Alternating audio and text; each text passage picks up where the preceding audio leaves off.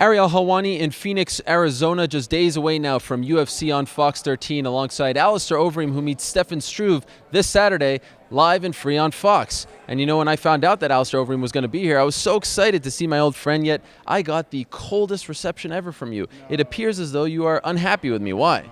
No, I'm good. I'm good. We're still on good terms. Handshake. I know, but it was ice cold. I didn't punch you. Well, that would have been assault. Who's the witness? I got all these people. 1, 2, 3, 4, 5 witnesses right here. First is your one camera guy.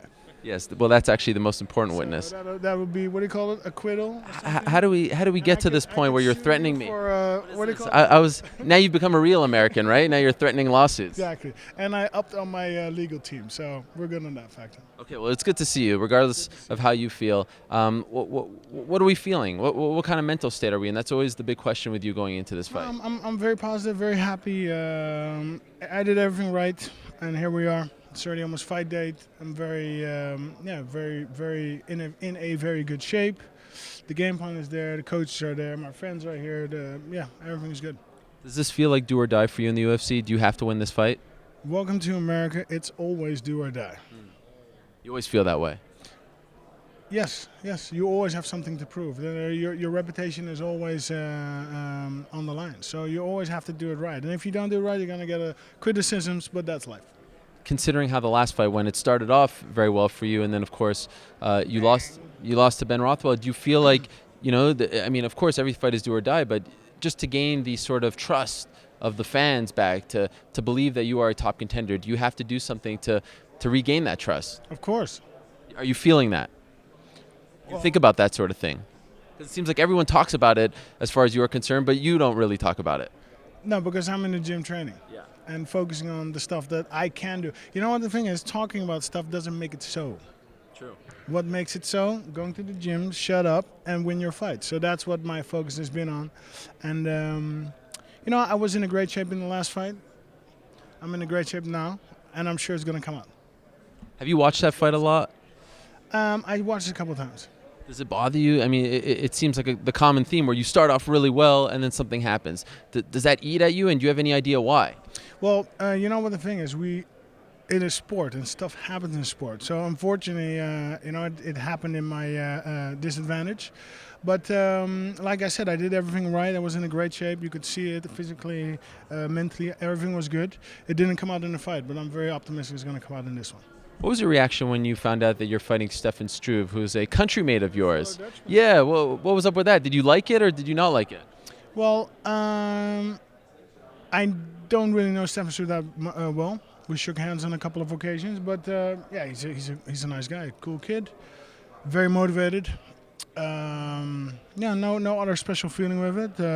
I do realize I have to show that I'm, of course, #1 of Holland, sure. So that is there. But other than that, he's a nice guy. Is this a big deal back in Holland?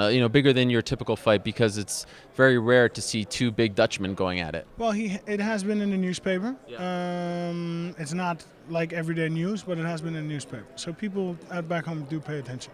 He has said that he watched you, as he was coming up, but these days he feels like you lack heart and you're not as good as you once were.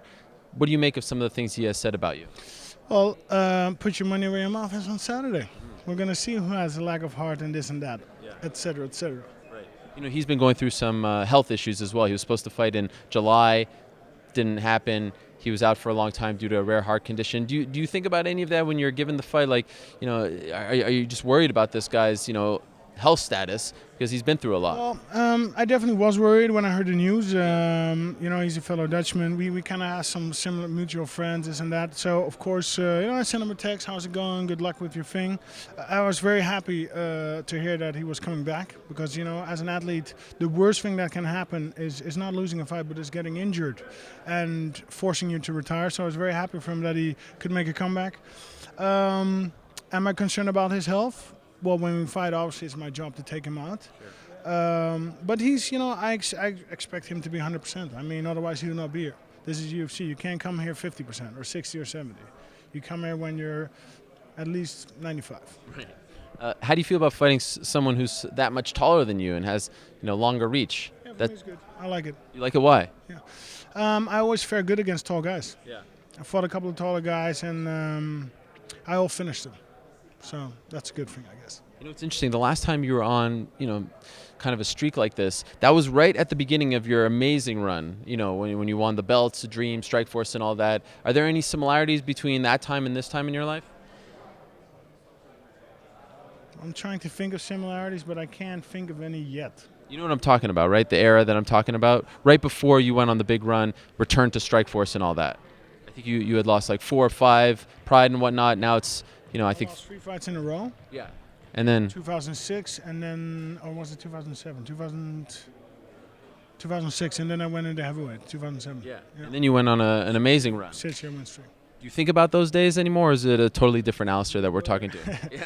I didn't get hit that many times. No, in the continuous battle of reinventing yourself, we're right on schedule. How do you feel at Jackson's these days? Do you feel a lot more comfortable? Very good, very positive. Good environment, good sparring partners, good teammates.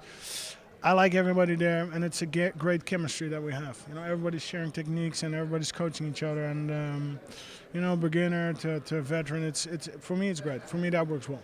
So you're a little bit at Jackson's, a little bit at MMA Masters in Florida. So who's in your corner on Saturday? Greg. Just Greg, no one else. And I have 2 more coaches. Who are they? Roberto Tusa. Okay. And another guy from Holland. He's my secret weapon. You won't tell us. No, his name is Assad. Now, will you have you trained with these guys leading up to this fight? Like your coach from Holland. What's his full name? Assad. He has one name. He's like Madonna. Well, we call him Saddam, but wow. no. Sounds like a scary fellow. I don't know. He I've worked with him for the mirror fight. Okay. Yeah, for the mirror fight it worked. And you didn't work with him for the last fight. No. And now he's back. He had a little baby, little son, so he couldn't make it, unfortunately. Okay. And you like having a coach from here, a coach from there, putting it all together? For me, it's all about chemistry. So obviously, we had great chemistry, so it's good. Okay. Final thing, usually when I see you fight, I see... iPad? No, not the iPad. I don't know what you're talking about. Eldar from the Reem. Where is he? He had another gig. He actually had, What? He's busy. That man That is unacceptable. All of a sudden, he's not answering my calls. It's like, so He's not here. No, he didn't make it. He had 2 other gigs. So and the way we work together, it's very relaxed, very freedom. And actually, he's gonna he's finishing the episode. Is there going to be one that comes out for this fight? Tomorrow. But there won't be one chronicling. Well, what happens if you have your greatest win ever on Saturday? He won't be here to chronicle it. Then I guess he's gonna sit behind his television with his camera, with his camcorder. No, he's he doesn't always have to be there. Sometimes some stuff becomes repetitive. Right. So in the way that we structure it, he's gonna be there when it's gonna accelerate again. Well, he's very crafty, so I'm assuming he'll be able to figure it out. Last question for you. And by the way, I'm here to chronicle it, just in case. You're well, no, yeah. There are a lot of rumors about Brock Lesnar coming back. What do you think? I know you called him out in February, but back then it kind of seemed like a joke. Now it actually seems like it might be a reality. What do you think? I joke about it, get a lot of criticisms about it, blah, blah, blah. I can kind of see it a little bit happening. At this point, people are talking about his return, and I'm actually going to retract my words. I'm going to say he's not coming back. You don't think so? Why? He's not going to come back. Any reason why? There's a couple of reasons, but reason number 1, he's going to get his ass kicked. He knows that. That's what you mean? He knows that, so that's why he's not coming back. Like that. Right. So he ain't going nowhere. He's staying at WWE. All right. Well, it's great to see you again, even though you don't seem so happy to see me. I wish you the best of luck. Smiling. Yeah, but it seems, let's be honest, it seems a little bit fabricated. Smiling. All the best to you, Alistair. Ariel, And it is a pleasure as oh, wow, look at that. Hug it out. happy now? Yes, very. Thank you, Alistair.